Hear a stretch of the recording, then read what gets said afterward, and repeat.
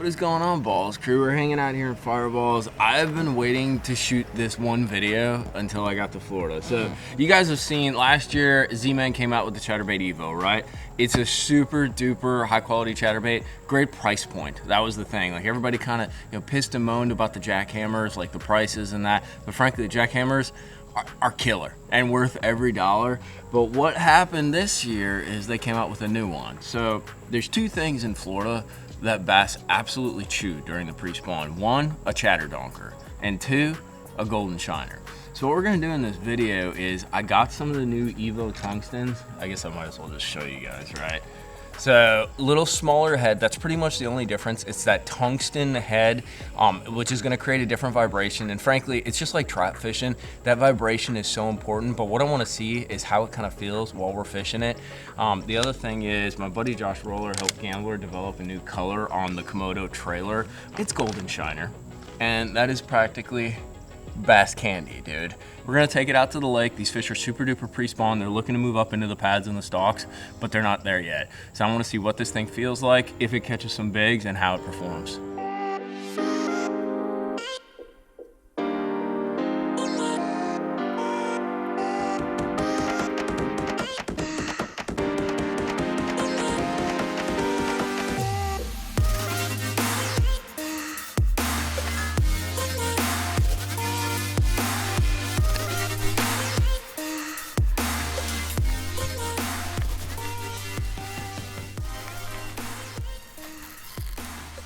What does he do here? Bro, he took the freaking slack out of the line.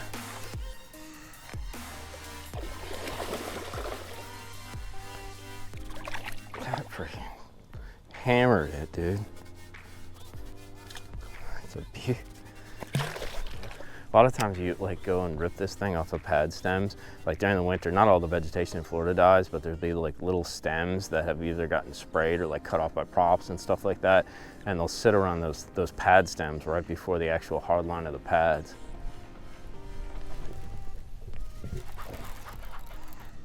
God, did he take it out of my freaking hand? I think they like the golden shiner chatterbait. That is a giant, dude. Holy crap. Oh, the old chatterdonker.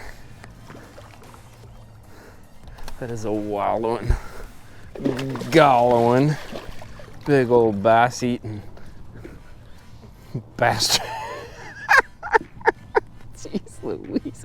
Look at the snout on that guy. Wow. That's a sizable joker. I want to show you a cool little hack that you can do whenever you're using a chatterbait that has one of these like bulkier trailers like the Komodo or like the Yamamoto, any of those kind of like bulkier fish-like trailers. So you're in a situation where you got a 3/8 on, right? Or maybe a 1/4 ounce, and you're looking to add just slightly more weight but not go up to the next size chatterbait. Or you're looking to make this chatterbait like you're on like a stop and go retrieve, right? So you're like pulsing it in and then you kill it and it's fluttering back, but you're trying to make it fall more horizontally, more evenly. The chatterbait weight is obviously on the front, just like a Texas rig, so you're gonna get more of that nose fall. I always carry a Little Bass Mafia box of tungsten nail weights. I got like a 16s, 3/32, bunch of different like sizes for modding baits as well as for wacky rigging and Nico rigging. What you can do is take, this is a little Monster Bass tungsten 16th ounce, super standard, right? You take that little nail weight, and with these bulkier trailers, you got quite a bit of real estate. You can actually slide that thing into the back just like that and embed it because you have space. It's not going to inhibit that sort of swimming motion that the chatterbait divulges onto the trailer, and it's going to cause that bait, one, to be a little bit heavier, right? Maybe you're trying to keep it down a little bit, but you only need a slight bump up in weight. It's also going to cause that thing, when you kill it, to fall in a more horizontal way, or even in some cases, it might do a little bit of a tumble backwards. Not totally, but it's going to kind of do one of those where you get a little bit of a shimmy. It's just a little kind of cool mod that you can use when you're on that bite where the fall is integral or you're just trying to bump your weight up ever so slightly. Golly, did he freaking crank it. And I just slowed down, started slow rolling it. He freaking cranked Bankelson did. And he ain't coming up. So it's not a snapping turtle. I got a rep for catching some snapping turtles, dude. That's a grown one. Oh yeah. Look at that guy. You like that new Tungsten EVO? With the golden shiner? Bro, that's a smash doogle right there. Look at that guy. That's a freaking donk. Holy crap moly. Dude, they are literally crushing that new EVO Tungsten, bro. Like smoking it. Oh, that was freaking awesome. So a couple of things I'm noticing with this right off the bat is the report that I'm getting, you know, the blade's attached to the head right there, so it's banging back and forth across that tungsten head. The report's a lot better than your standard EVO, and it's on par, if not better, than a jackhammer, to be totally honest. Like, and especially in this situation, I'm slow rolling it quite a bit. You can see, just kind of, you know, not doing anything fancy, not ripping it, just slow rolling it. One of the hardest things to do is kind of ease that chatter. Oh God, we're dropping the poles. That felt like a bite. So they're eating it super slow, and to feel that chatterbait do that wonka wonka when you're trying to kind of ease it ever so gently and barely make that blade kind of go back and forth, that tungsten makes a difference, because you can really feel it. You have contact with the bait. Like right now, it's just barely going the other thing too is, for as much as we're throwing next to these pads and like near the vegetation and that, and kind of riding it above, there are some little like limestone spots and like little shell spots like scattered around here that I'm seeing on my Garmin on the perspective mode. And what I'll do with those, and it's something I did on Smith Lake quite a bit with a chatterbait mini, is you find like those hard spots, you let that chatterbait sink to the bottom, and then you slow roll it and you almost fish it like a crankbait, dude. And with the tungsten, the report that I'm getting from the bottom when that thing is just gently kind of walking across the bottom, almost like you would with like a mid-depth crankbait, like a wiggle wart or something, is much more pronounced than what I'm getting out of lead. But that makes perfect sense. It's like the difference between running tungsten on your Carolina rig and basically like lead, you know? So those are the things that are standing out the most. I kind of like it, and I like the smaller head. It seems like it stays down a little bit better. Nothing like crazy, you know, but it's definitely an upgrade on connection with the bait and then sensitivity to the bottom. 30-30.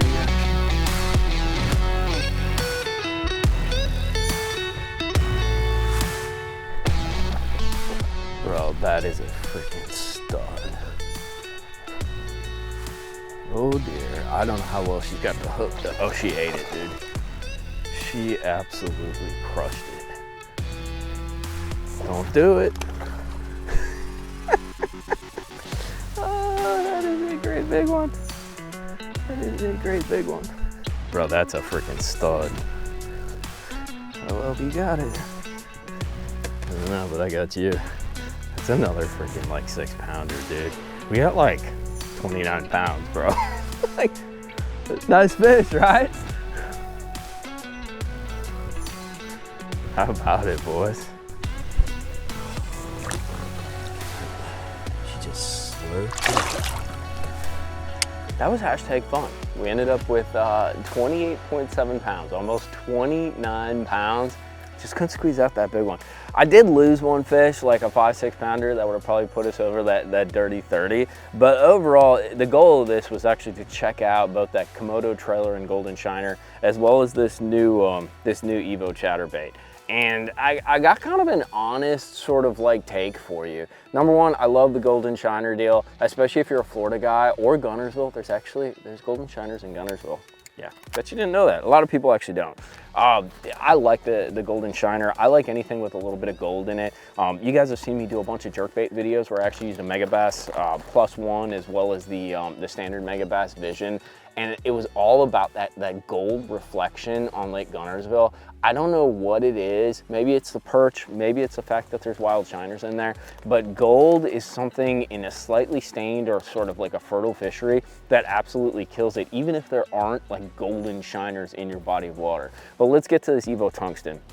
So my takeaways are pretty simple. The original EVO that came out like 1 or 2 years ago, absolute hit. They nailed it, dude. Great price point, great components, solid hook, great keeper, good design, skirt stays on, maybe not enough colors in the skirts, but like overall, great build. Really, the only difference between that Evo and this new one is the fact that the head is tungsten. Now, what I kind of figured out is you need to evaluate whether that's something that's essential for you. So there's two different aspects. One, I'm all about like vibration. Like I love trap fishing. I'm kind of obsessed with it. And when it comes to trap fishing, silent traps, one knockers, you know, small BBs, large BBs, tungsten BBs, that vibration, that sound that it puts out is integral to kind of differentiating yourself in certain situations from other people and what they're throwing. And I think that's the same thing with a chatterbait. You're always looking for different vibrations, and the fact that this is tungsten creates a different vibration. Now, the second aspect is if you are slow rolling, if you're, you know, early season or you got super weird neutral fish and you're using, or you're fishing deeper, right? And you're using a slow rolling technique, the report from the blade bouncing against the tungsten versus like the standard Evo or the original chatterbait, even the jackhammer's actually got pretty good report, but like the tungsten, bro, like at one point, and that was kind of the deal to the bite that we got on, I was just like inching it along, but I could feel that blade just going chunk, chunk, chunk, chunk, and it had really good report and really good feel. The blade starts really quickly, and then you're able to kind of track it, especially when you're just kind of inching it along and slow rolling it and looking for that bite. The other thing is it's nice because you can feel that blade going. When you don't feel that blade going, it probably means a fish snatched it out of your hand. And that's kind of some of the ways we were getting bit today, is like, it wasn't so much of a donk or a knock, it was the chatterbait isn't there anymore. I can't feel that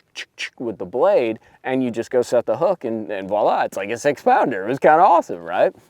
The other thing too is, you know, I showed you a little technique, I think it was like 2 years ago on Smith Lake. We took a little chatterbait mini and we were actually fishing it like a square bill. We're reeling it over kind of gravel flats, sand flats, little pea gravel flats, and even chunk rock to an extent.